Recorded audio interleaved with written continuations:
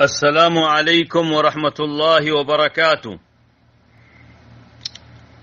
هذه بعض نفحات من الحب والتقدير أتشرف بإهدائها إلى مقام مولاي أمير المؤمنين وإمام المسلمين خادم الحرمين الشريفين الملك سلمان بن عبد العزيز آل سعود حفظه الله وجعله ذخرا كريما وملاذا مجيدا للعرب والمسلمين. القصيدة بعنوان فلك البشرى خادم الحرمين، شعر عمر سالم محضار العيدروس الهاشمي.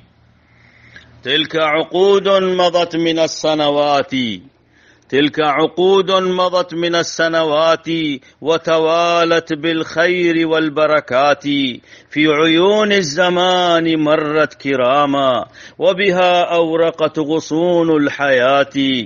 طوق المليك جيدها فتباهت عنوة بالوفاء والمكرمات، وازدهت بين راحتيه ربيعا رافلا في جنانه الزاهرات.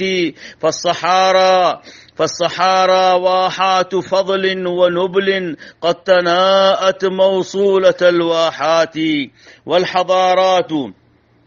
والحضارات نهجه وخطاه ضاق عن مجدها حديث الرواة. شاد ما أرساه أبوه وأعلى في الطريق القويم من لبنات.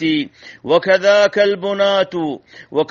البنات قلب لقلب وأياد مظفورة العزمات.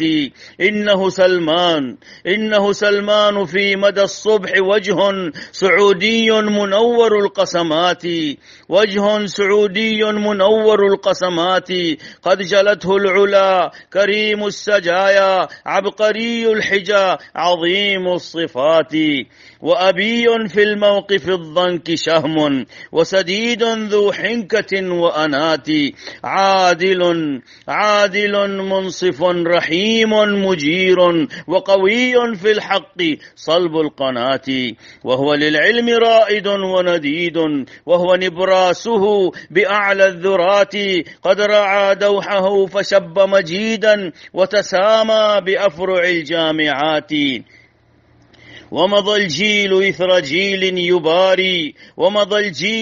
جيل يباري طلة الشمس في الذرى العاليات. فلك